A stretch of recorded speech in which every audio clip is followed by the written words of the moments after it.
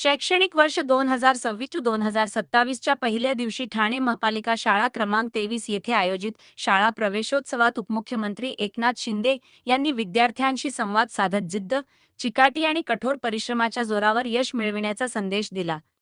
मीही याच महापालिका शाळेचा विद्यार्थी होतो आणि आज उपमुख्यमंत्री पदापर्यंत पोहोचलो, असे सांगत त्यांनी विद्यार्थ्यांना मोठी स्वप्ने पाहण्याचे आवाहन केले. शिक्षकांचे योगदान अधोरेखित करताना शिंदे म्हणाले की शिक्षक विद्यार्थ्यांना आकार देण्याचे आणि संस्कार करण्याचे महत्त्वाचे कार्य करतात.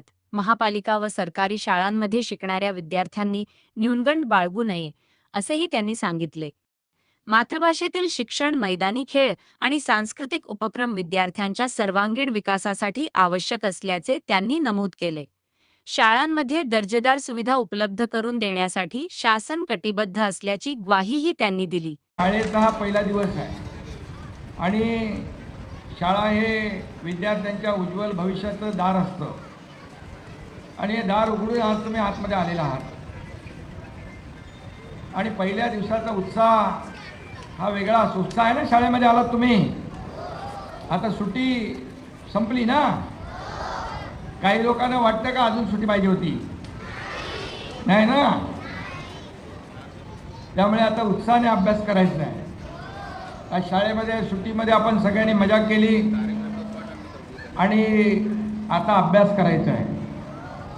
आणि म्हणून आपल्या शिक्षण मंत्र्यांनी दादा भुसे यांनी ठरवलं की हे विद्यार्थी आपले सगळे लाडके विद्यार्थी आहेत आणि म्हणून शाळेच्या पहिल्या दिवशी मुख्यमंत्री, उपमुख्यमंत्री, सगळे मंत्री, आमदार सगळ्यांनी शाळेमध्ये त्या शाळेत जाऊन आपल्या विद्यार्थ्यांचं स्वागत करायचं आणि त्यांच्या शाळेची सुरुवात अतिशय उत्साहामध्ये करून द्यायची. आणि म्हणून काही लोकांना वाटत असेल आता नवीन शिक्षक आहेत, विद्यार्थ्यांना काही मनामध्ये काही प्रश्न असतील, परंतु शिक्षक नवीन असले, जुने असले तरी ते आपले शिक्षक आहे आणि आईवडील जन्म देतात, परंतु शिक्षक त्याला आकार देण्याचं काम, त्याच्यावर संस्कार घडवण्याचं काम करत असतात. त्यामुळे शिक्षकांची जबाबदारी फार मोठी असते. आपल्या जिल्हा परिषदच्या शाळेत वेटिंगला मुलं आहेत, प्रायव्हेट शाळेच्या ऐवजी आपल्या शाळेमध्ये येण्याचा ओढा आहे. याचं आपण तर दादा भुसे यांनी देखील आता चांगलं काही उपक्रम केलेले आहेत, अतिशय चांगले आहेत. आणि डेडिकेशन आणि डिवोशन हे फार महत्त्वाचं आहे. शेवटी तुमच्या हातात ही भावी पिढी आहे आणि म्हणून मी तुम्हाला एवढंच सांगतो, तुम्हाला उद्याच्या यशासाठी शुभेच्छा देतो. तुम्ही सगळ्यांनी आज कला, क्रीडा, ज्ञान, विज्ञान अशा विविध क्षेत्रामध्ये पारंगत व्हायला पाहिजे. आता अगदी आपण पाहतो की कॉम्पिटिशन आहे, स्पर्धात्मक युग आहे, त्याच्याप्रमाणे आपल्याला धावलं पाहिजे. आणि म्हणून शिक्षकांनी देखील नवीन कुठे कुठे काय आहे ते आत्मसात करून या मुलांपर्यंत पोहोचवलं पाहिजे.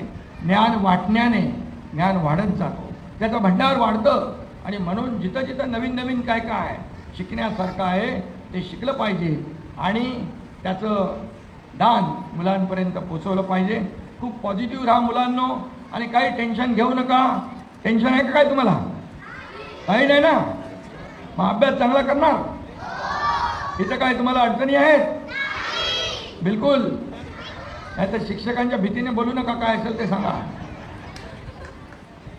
आणि मला अभिमान आहे की मी या शाळेचा विद्यार्थी होतो.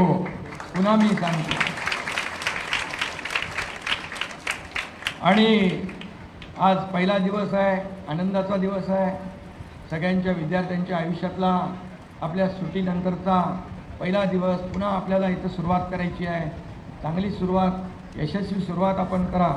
आणि सगळ्यांनाच शुभेच्छा मी देत असताना जाता 4 ओळी आपल्याला सांगतो. उड़ान भरनी है तो परों को मजबूत करो. उड़ान भरनी है तो परों को मजबूत करो. सपने देखने से पहले आँखों को जागरूक करो. सपने देखने से पहले आँखों को जागरूक करो. राह में कांटे हैं तो क्या डरना. राह में कांटे हैं तो क्या डरना. फूलों की महक के लिए मेहनत तो करो.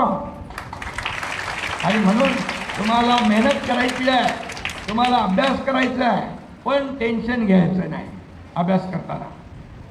आणि काही समजलं नाही तर वर्गामध्ये विचारायचं, शिक्षकांना प्रश्न विचारायचे, काही कमीपणा वाटून घ्यायचं नाही. जो प्रश्न विचारतो तो हुशार विद्यार्थी असतो. आणि म्हणून काही आठवत नसेल, येत नसेल तर बिनधास्तपणे शिक्षकांना विचारायचं. काही आपले विद्यार्थी असतात ते एकत्र येऊन अभ्यास केला तर एक दुसऱ्याचं ज्ञान, एक दुसऱ्याला असलेल्या गोष्टी दुसऱ्याला माहिती पडतात, दुसऱ्याच्या गोष्टी तिसऱ्याला माहिती पडतात आणि त्याच्यामध्ये अभ्यासामध्ये फायदा होतो. आणि म्हणून या सगळ्या गोष्टी पाळा. जिद्द, चिकाटी आणि कष्ट, मेहनत हे आपल्याला पुढे घेऊन जातील. अशा प्रकारच्या शुभेच्छा देतो. धन्यवाद. आणि